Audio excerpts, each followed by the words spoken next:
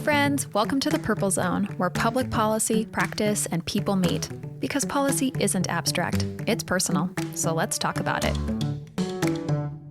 Hey everyone, welcome to the show. It's Alexis. And today I have my friend Joey Palmer, who's the Assistant Superintendent of the Valley View School District, here to talk to us about technology, specifically what's going on in their school, and then just some other awesome things to be aware of. So Joey, thanks so much for coming on the show today. Thank you, Alexis. Really excited to be here and talk about this. Yeah, I have been wanting to have you on for so long, so I'm so glad that we were finally able to make it work. And by that, I really mean me reaching out and scheduling it. You were so accommodating right from the start. Yeah, no worries. So I just want to say that it wasn't you. No worries. It was me in the holdup over here. So I want to really dive in because we only have 45 minutes till the lights turn off in the studio and I've got to scoot somewhere else because Matt has everything on timers.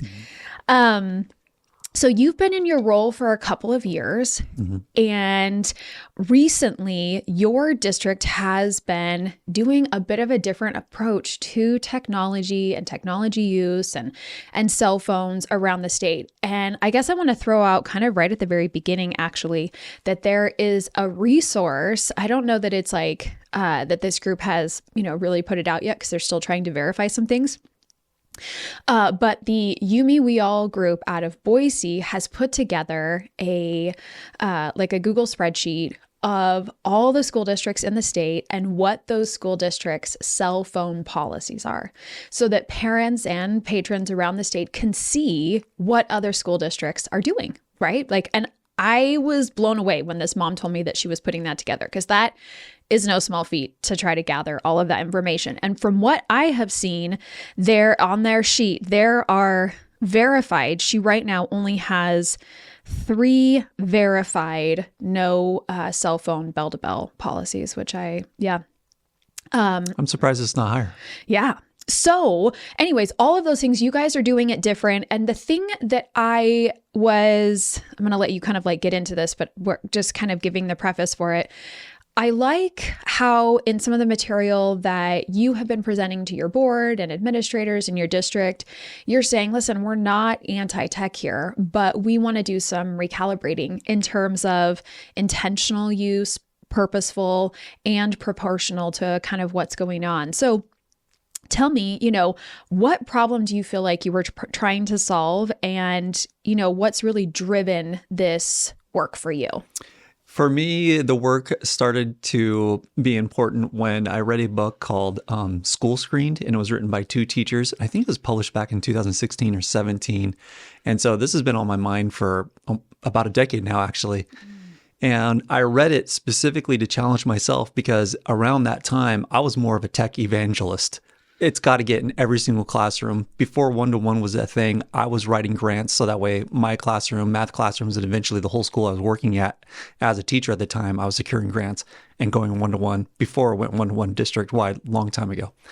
I was all in on tech. And so when that book was published by these 2 teachers about how there might be some detrimental aspects to having Chromebooks in front of every student's face, I thought, well, I disagree with that right off the bat. Let's read this book. And it's very humbling whenever you disagree with something strongly, and then you're like, holy cow, they make a fantastic case, and I'm questioning everything I thought about technology.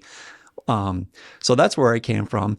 And then I had kids starting to go through Valley View School District, and my wife and I saw a difference between our children when they're in elementary school and when they're in the secondary world. In elementary school, seems like there's a pretty good balance as far as technology and face-to-face and collaborative peer-to-peer instruction and coursework.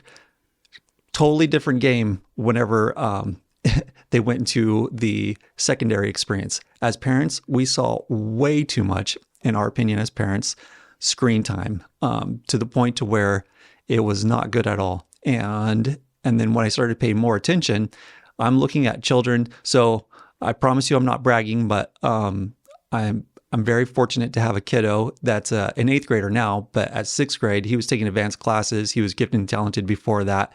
And even that being the case, he was using technology inappropriately. He would get his work done. He would get the highest marks he could possibly get. And then guess what? He did whatever the heck he wanted on technology. And for the most part, teachers were fine with it because they're like, well, he did his work and he got high marks and he's not a behavioral problem in the classroom. And here he is, my son is doing whatever the heck he wants, right? And that's a problem. And then you have the other spectrum where kiddos aren't bought into school and they could care less about coursework. And guess what? They have the greatest distraction machine that's paid by taxpayers on our internet network. Both sides, there's a major problem on that. So for me, it was that school screened book. And then it was seeing my children in education, and then also being affirmed with an Anxious Generation book, and then being affirmed again with the Digital Delusion book coming out and saying, hold on, EdTech is overhyping their promises and they're not delivering and they're never accountable. And so I really wanted to make sure that Valley View School District is at least one school district in America that's not going to be a bunch of suckers for what EdTech is trying to accomplish, but never, or I should say, always falling short.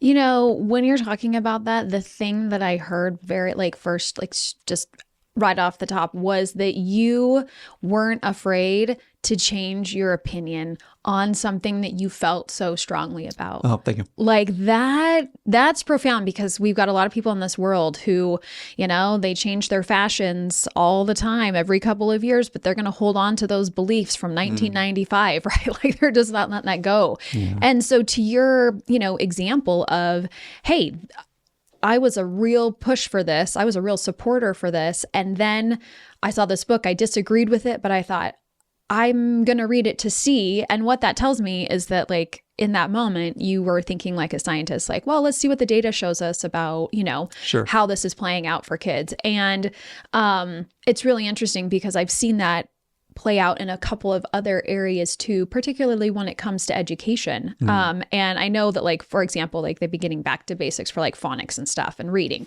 the science of reading. And so anyways, I think it's important for parents and leaders and ed leaders to make sure that we're approaching, the educating of our kids with that scientific perspective of what's the data showing us, what are our experiences, how are those going to inform us versus just having these really hardcore beliefs and pushing through no matter what. Yeah, I agree.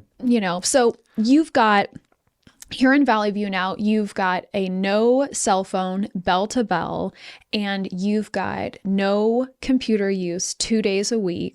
Those are very significant tech policies that are really, like I mentioned, there's only maybe 4 other districts, 3 of which are, verified, and you're one of them, that have that policy. Talk to me about, share what how's that going? All the detail, what does that look like? I want to know. I'm curious. Sure. Yeah. Starting with the cell phone policy, we actually are going to get more restrictive. So we just revised our policy. I think we're going through our 3rd reading here in May. I think so. And then we'll start for the next school year. So currently we're bell to bell. But our goal for the beginning of the next school year is as soon as a student arrives on campus, whatever wearable or whatever cell phone they have immediately has to be put away. If they're high school students and they're driving, put it in their car. If they're students that are just coming to school and they don't drive, put it in your locker immediately. Because what we're finding is students are coming to school and they're waiting till the first bell to put it away. But they're not putting it away. They're coming to school. Well, I don't have to put my cell phone away yet. And so they're not interacting with their peers. They're doing inappropriate things with their phones. And then because the first bell rings, they're not going to their locker or their car to put it away. They're putting it in their pocket, right? Or they're putting it in their backpack. And instead of not being distracted by it, the lure of that technology is constantly beckoning them, look at me, look at me. And so it's compromising what we're trying to accomplish. A focused and collaborative environment that's not undermining their education. So as soon as they step foot on campus at the beginning of the next school year, if we see their cell phones out, we're taking it. And then they can have their cell phones out as soon as that very last bell rings. So we're tightening up even more. And I'm proud to say that we're probably the most restrictive. I think there's a lot of school districts that pat themselves on the back for being restrictive bell to bell. But if you're pulling out your if you're pulling out your cell phone device for nutrition break, passing period, lunch, and whatnot, you're undermining your own intentions to try and make sure that kids are focused and not distracted. Because even if they're using it during non-structured times and a teacher's not before them, pediatric neuroscientists and SRO officers have all testified that whatever content they're seeing during that non-structured time, and then they go into the structured instructional time, they're going to be perseverating on whatever they just saw, whatever upsetted them, whatever triggered them, whatever dopamine kick they got. And it's hard for them to get locked in and dialed in onto their instruction. Hello, that's like what it is for me when I'm an adult too. Like I got to go into this meeting and I see something that is, whatever, take your pick. I don't know what's going to come up or whatnot. And sometimes I see something and I'm like, oh, now I have to compartmentalize that. Right. But I have to I'm an adult. And so I'm like, okay, I'm going to think about that thing. I'm going to intentionally put it over here and not, but that's a lot of it's a lot of thoughts to have to make sure we do. So I just think, gosh, that's not even just for like kids and teenagers though. Yeah. I would say that that's like an impact for adults too. Yeah. It's a shared human condition we all have. Yep. Mm-hmm. And we love to give ourselves too much credit. Like we can handle it. No, we can't. All the cognitive science says, no, we can't. Mm-hmm. So.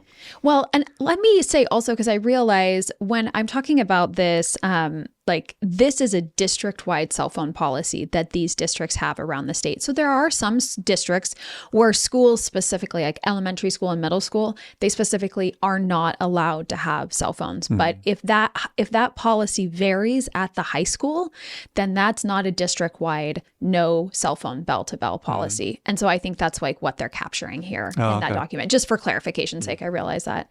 So you have this policy. You guys, I'm pretty sure your district was the very first one in the state to do the no bell-to-bell cell phone policy. Mm-hmm. And so, but then you do that, and now you have moved on to no computers 2 days a week. Yeah. Share it. Like, what's that like? Well, what does that mean? Well, that was prompted because, I walk through classrooms and I see how kids are distracted by their cell phones. Took care of that for the most part. It's not a perfect solution, but we're close. And then I started walking through classrooms to see what it's like ever since the cell phone policy was implemented. And I saw a lot of the behaviors that we didn't appreciate on personal cell phone devices taking place on school-issued devices. Mm-hmm.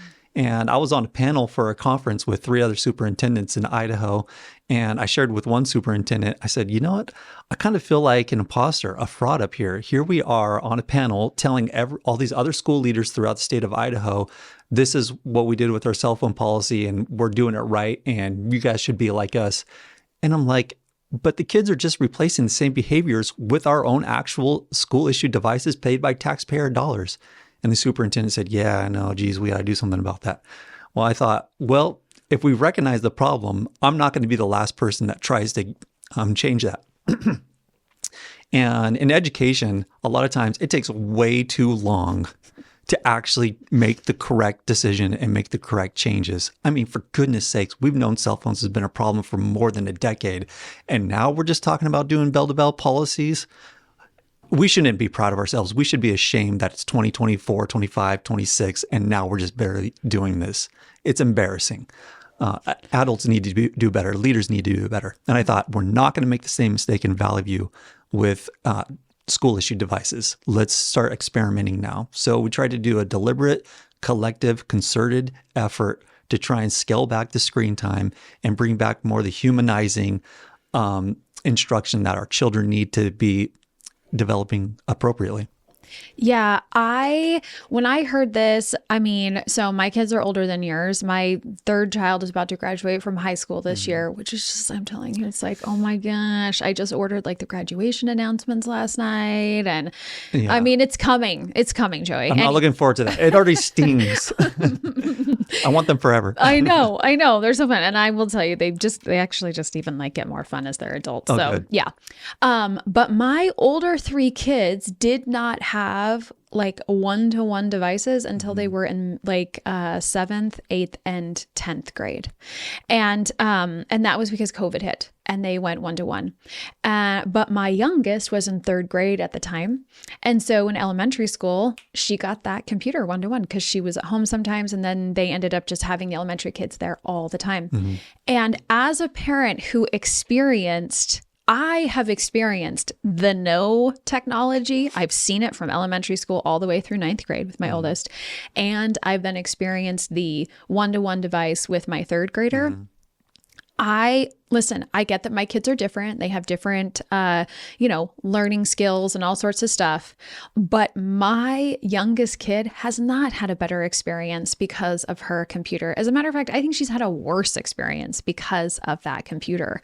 And so when I heard that you guys went no computer 2 days a week, I was like, how are they logistically doing that? What's been the response from teachers? What's been the response from students and parents? Yeah. I'm really curious about that. Yeah. What was the first question? How did we do it? Logistics? Yeah, logistics. Yeah. Okay. Yeah. So the first semester we said, let's just dip our toe in the water. Let's just choose one day a week. Your building or your departments can choose which day of the week you're all going to agree on that you're not going to be using Chromebooks. And that went pretty well for the most part. Well, it really depends on who you ask. I'll get to the teacher response in a second.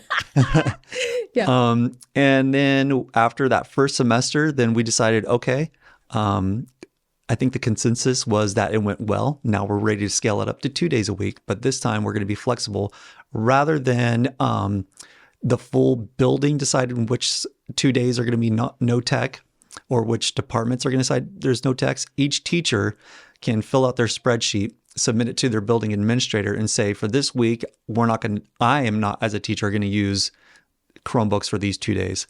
And so there's a lot more flexibility built in now. And that was because some teachers teachers work so hard and then they work extra hard whenever they have 3 prep periods. It's hard enough to prep for 1 period, a solid lesson plan. And sometimes when you're doing 3 lesson plans for 3 different content areas, sometimes you need Chromebooks and sometimes you don't. So it was really hard to do a blanket decision, no Chromebook on this day. So there's flexibility built in. We're trying to figure out the accountability and make sure that teachers actually honoring that they're going to honor the 2 days of no Chromebooks. And we're still experimenting.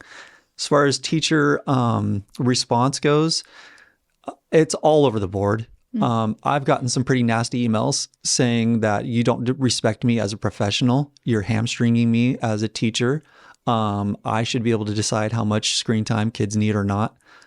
You're assuming that my kids are on screens all the time and I'm not teaching, I don't know how they got the message. Is unfortunate because I'm a fan of technology. I'm just not a fan of technology all the time. And then others on the other side of the spectrum, a lot of professionals reached out and said, thank you. This has gone overboard ever since COVID, like you said. Now we're trying to find some balance. And I've actually been hammered by those people who thanked me too and said, you're only going to do 1 day a week, no Chromebooks? That's absurd. That's such a low bar. You should be shooting for 3. And so we've had a lot of buildings, a lot of departments and individual teachers saying, I'm committing to doing 4 days without Chromebooks in my classroom. So teacher response, it's all over the map. I'm the biggest jerk. How dare I? And others are like, Joey, you're brave. Thank you. So it depends on who you ask. And then your parent response? Yeah, parent response. What's that been like? Speaking for myself as a parent, and my wife, we're like, yes, please, and more. And then I'm in a neighbor with a lot of young families, and I'm very involved in my neighborhood. And I'm the community relations guy, so I naturally have a lot of good conversations with parents. And they are all saying, thank you. In fact, I begged the school district to say, take these Chromebooks away from my kids. And they're like, no, you got to have them, take them home and I have to use them no matter what. Is there a way that I can opt out of the Chromebooks? So people are not wanting it altogether. And then, of course, like anything else, you have the other side of the spectrum where parents are like, yeah, do whatever you got to do. Yeah. Put my kids on screens 100%, 0%. I don't care. Yeah. And then you have other ones that are like, so it's a range. It really is. So that's why it's, as leaders, we have to do the research, the observations, the conversations, and make the final decisions. Yeah. I of the 3 words that you talked about, that when you were talking about how you'd made this presentation to your school board and your administrators about, this isn't anti-tech, this is about being intentional, purposeful, and proportional. What does proportional mean to you and to your, the district admin and the expectations for the teachers? Because that's a really important point, I think, for me anyways. It's actually a really philosophical question because you've had Will Goodman on and I've had a really good conversation with him, and we agreed on a lot of things and we also completely disagree on a lot of things. And so I think in my conversation with him, he was saying that he had conversations with industry tech leaders in the business realm, and they said, we need more future employees who can have sustained focus and be on the screen and take care of business. And in my mind, I'm like, I don't care what those business leaders think. That's not developmentally appropriate and great for them. But I get the other side of the argument. We're trying to set these kids up for a successful life and a career where we think the industry is going.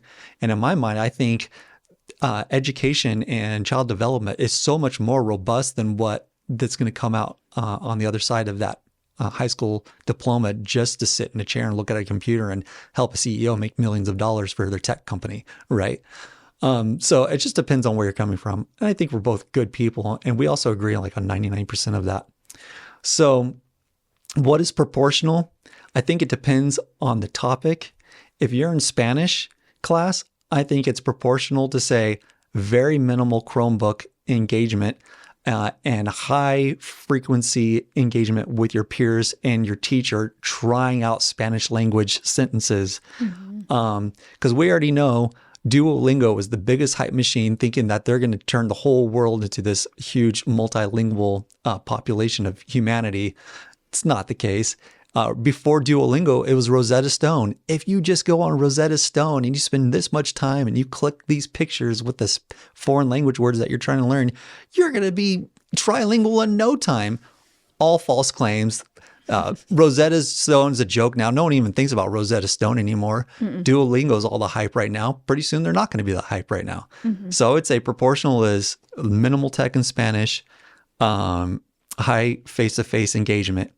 And trying that out. But if you look in a robotics class or a video editing class, what's proportional there is we need to jack up the technology in there and have the kids on the screens learning that software a lot. So it really depends case by case. Yeah. Sorry, I feel like I'm getting long-winded. No. I love it. Like, as you're sitting there describing that and you're talking about Spanish class, I didn't take Spanish, I took German class. And I could see I took German for 3 years. And by the time you get into third year German, kind of in a smaller district, I mean, you're with it's a very small group of kids, right? And you've been together for 3 years. And one of my favorite things was that we would move the desks out and we would sit sit on the top of the desk, and the teacher would start, and then we'd have to go around one by one, and each person would ask a question to the person next to them in German, and then you'd have to respond in German. And then after the response, you'd turn to your next neighbor and you'd go.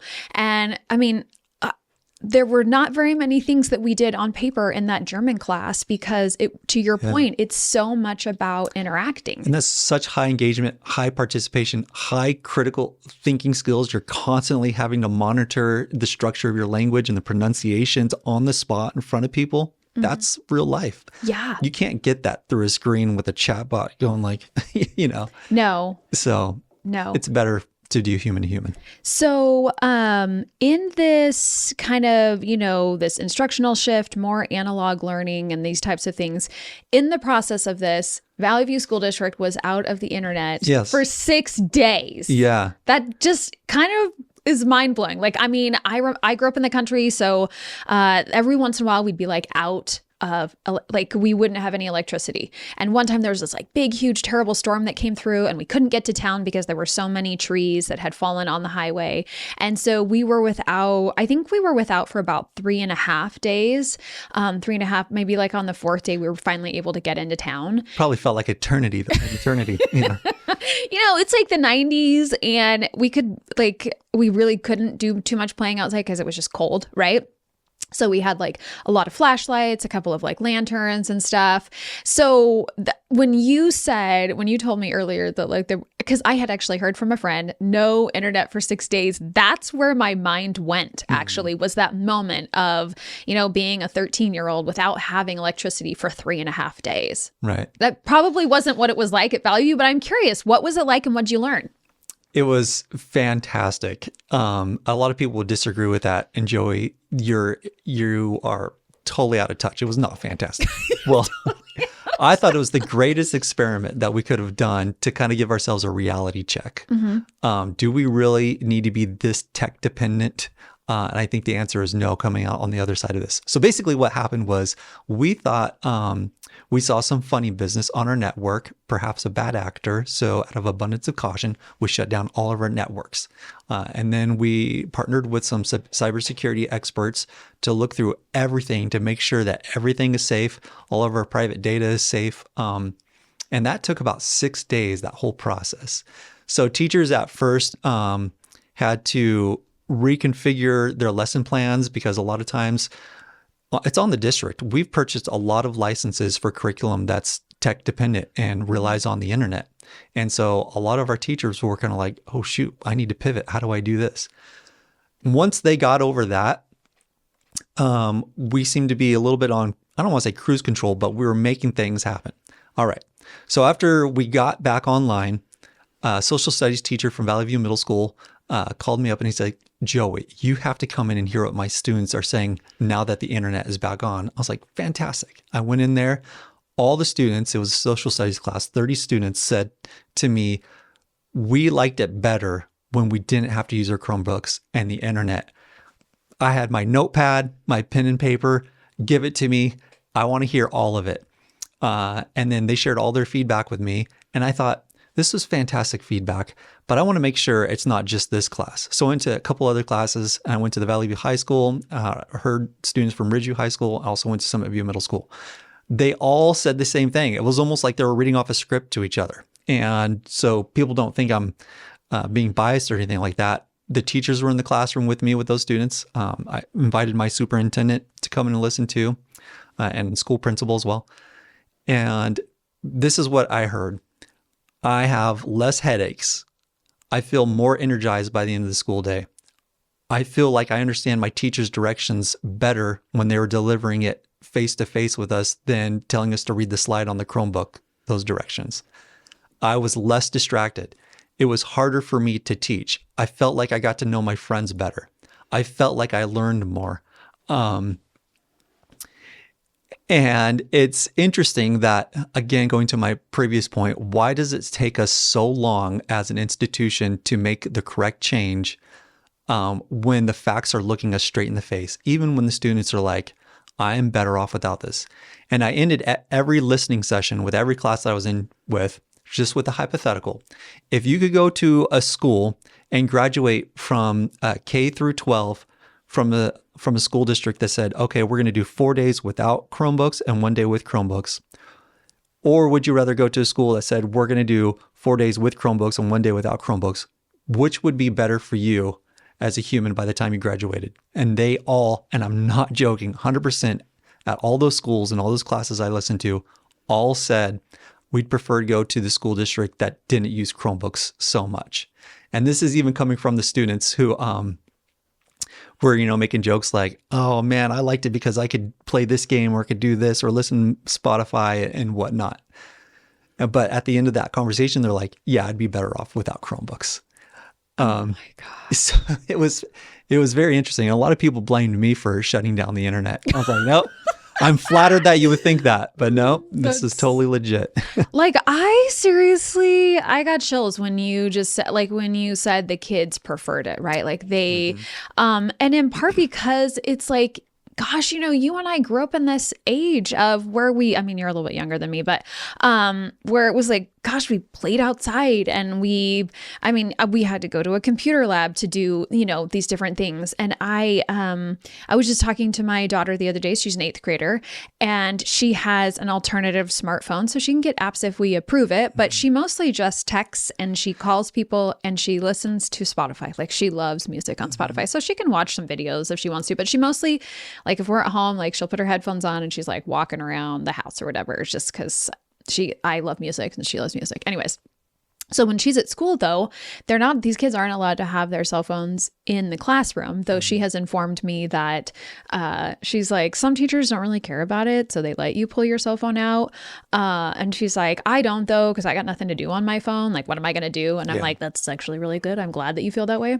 But it's interesting because when they go out to lunch, they're allowed to have it if they want.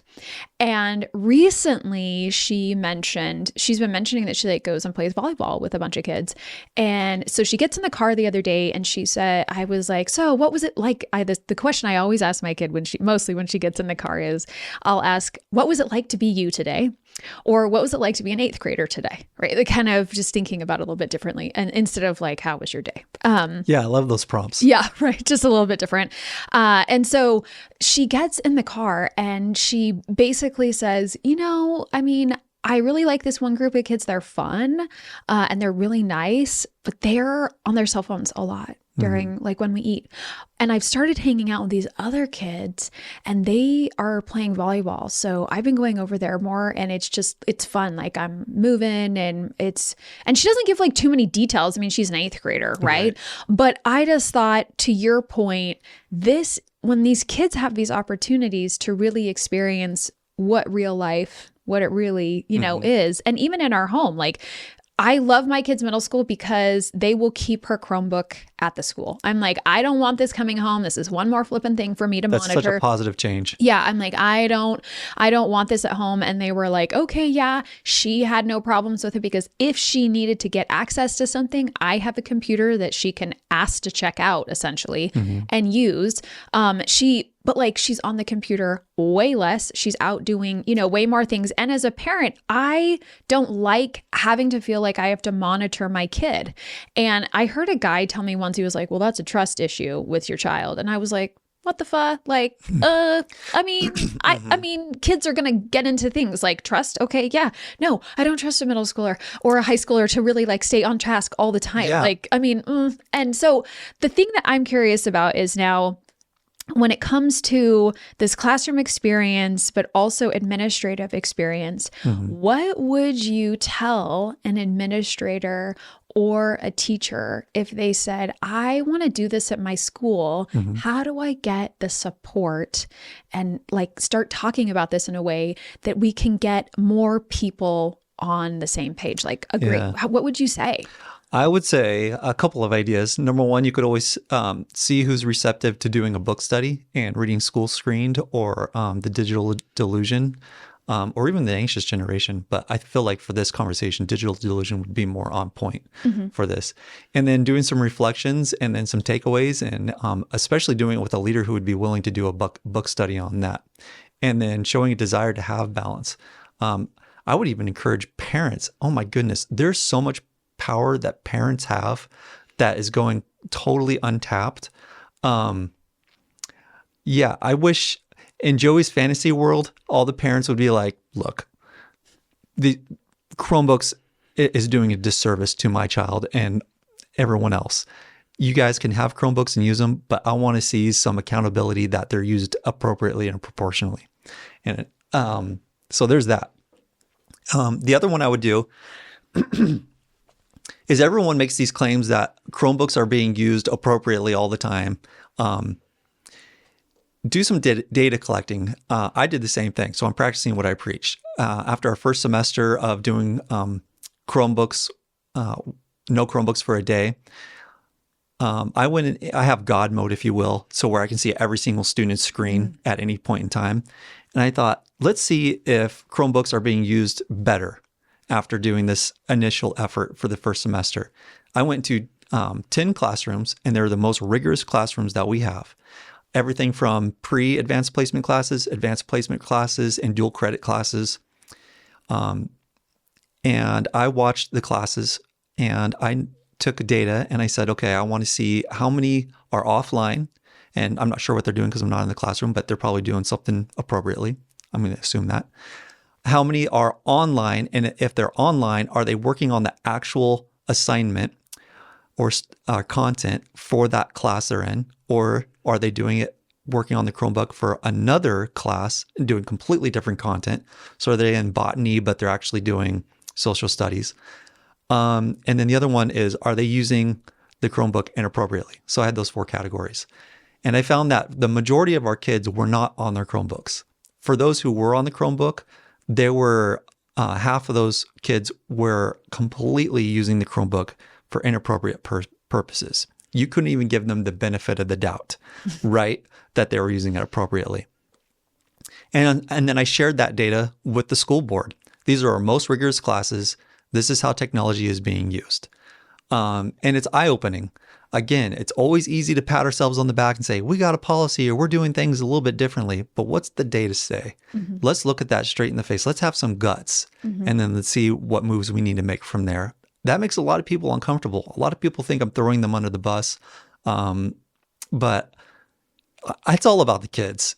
I'd be talking out of both sides of my mouth if I said, well, I lost my train of thought. I don't want to be like a hypocrite where I say we're doing the right things for the kids, but we're not willing to look at data that's not always making us look great as educators. Educators, we're wonderful people. I will back educators 100% most of the time. But when the data shows that we need to do better, we need to address it, and then let's do better. So here you go. You're in front of the school board. You're presenting this to them. What was the response from your board? They weren't surprised. Because they had heard similar concerns from parents like, hey, my kiddo was a great student in elementary, and then all of a sudden they got their one-to-one device in secondary school, and the board member said that the parent said, my student is failing everything, but they're in the top 1% of the top performers of this video game that they're accessing and using during the school day. My God. And he shared that in open meeting in the board meeting, which I appreciated. Let's be real. Right. We don't need to be pretending. And And we don't need to shame each other. 1,000%. Right. Let's just be real. And that's always kind of the frustrating part of this conversation is a lot of people think that if you say something that's not the best, almost worshipful of educators, then all of a sudden you hate educators, or you're not always like technology is amazing, then you just want to get rid of technology altogether. No, we're not trying to shame anybody. We're just trying to learn, see what the reality is, and see if we can do better, because it's all about doing right by our kids. Yeah, I totally agree. Yeah, as the former state PTA president, when I was the president, and I would go to different places and talk with different people. And, I'm a big believer of public education. I've been out there like on the front lines doing, things for public ed in Idaho. Because, like almost 94% of our Idaho kids are in public schools. Like we got to take care of our kids and, where they are. And so, but one of the things that I try to convey in the messaging, to your point, is I love public school. I love our teachers. And also, there are plenty of places for improvement. Yeah. You don't have to only have one and disregard the other. Both can be there. Right? We can hold the tension for both. And so that's, I really like what you're doing, out in Valley View, because you're saying, listen, tech is here. We know it. Like we have a new AI law in Idaho where they're going to be providing a framework on the state level. And that's good because it's here and kids know what AI is and they know how they're using it every day. So let's make sure that we provide a framework that keeps kids safe and data protected, and also teachers prepared to know, how they can use it effectively. That tension is real, while it's also coupled with, we need to keep kids safe. We want to make sure they have a very human experience, and we make human decisions always, and like first, middle, and last. And so that tension exists. And I feel like what I'm hearing from you is that you're acknowledging the tension. You can take the heat when it comes, when people are frustrated with change, because people are always frustrated. There's always going to be people frustrated with change. You get your early, mid, and late adopters. But that doesn't mean we should be avoiding these things and putting it off. I love the word tension. And I don't hear you saying that word in a negative aspect at all. It's a tension of trying to get the dynamic right. Yeah, I agree. Yeah. There's so many like other things I wanted to talk about, and the conversation has gone so fast, and I only have like a couple of minutes till the lights turn off. I say that's so funny. But actually, I wanted to dive into this book. You mentioned it, The Digital Delusion. Talk about this book. What was profound to you about it, and what were like some of the main takeaways that, as you did your book group things at your school, that you took away or others took away, the feedback you heard? Yeah. So one thing I really appreciate about The Digital Delusion is he does a deep dive into all the studies, cognitive science, about how beneficial is technology really for our brains when we're learning. And then there's another gentleman who's a scholar called John Hattie, and he does visible learning. And what he does is he looks at all the modes and various ways of learning, and then he puts an efficacy rate on it to see how actually impactful is it for learning. So this author for Digital Delusion does something similar. And he says, really, technology is no better than other traditional, what's the word? Lo-fi, low-tech, analog, I guess, type of learning styles.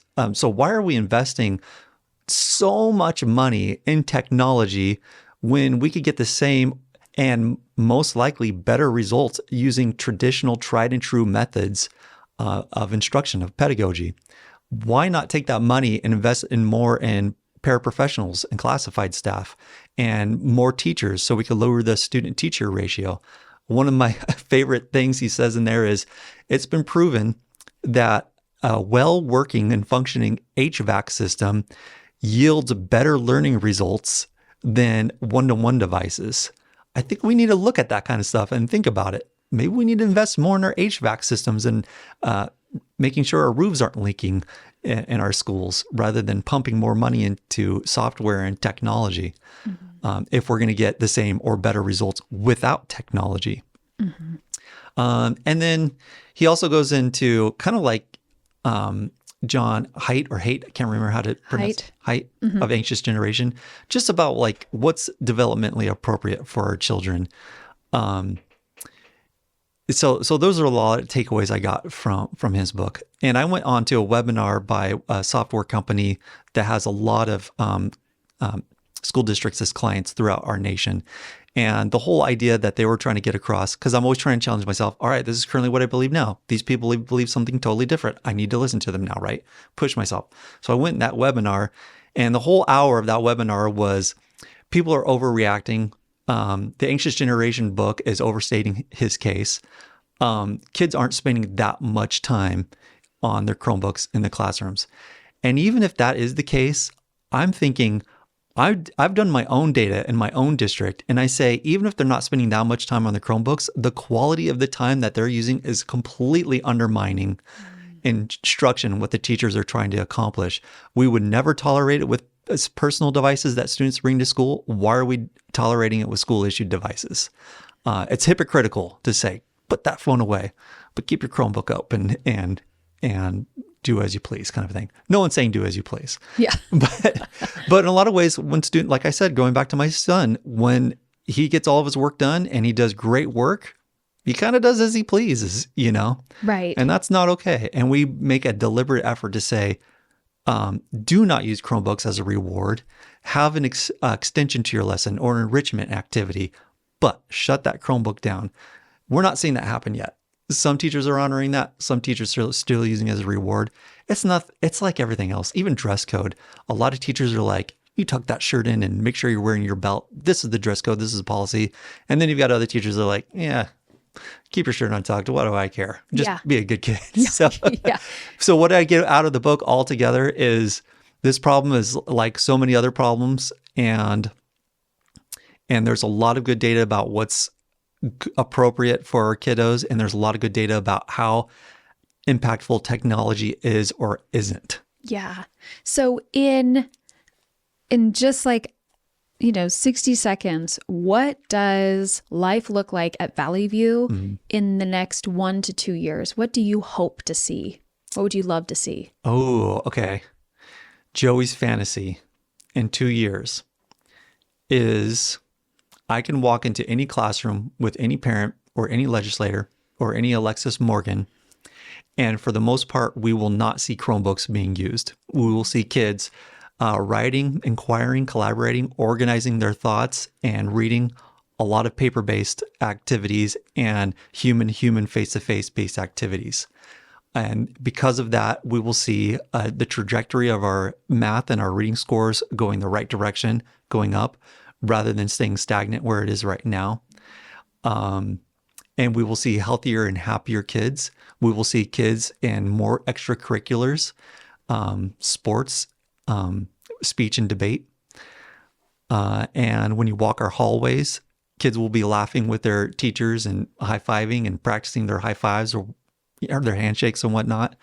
There's a flourishing human element. I want to see the pendulum swing to more humanity, amongst our children and growing up as healthy children. Yeah, I love that. I love the words intentional, purposeful, and proportional. And Thank you. I hope that, at the end of the conversation for people that are listening, that those are the three things that they take away from, and ask yourself, like, what can I do in my district, or what can I do in my school community, or what can I do in my home to support the intentional, purposeful, and proportional use of technology? Because these are our kids and we have to do right by them. Yeah. Amen. Yeah. Thanks so much. Thanks so much for coming in, Joey. You're fantastic. Thank you so much. I appreciate it. And that's a wrap for today's episode of The Purple Zone. Thanks for being here. If you liked what you heard, leave a review on your fave podcast app or on YouTube. And from me to you, the heart of The Purple Zone says community is where policy comes to life.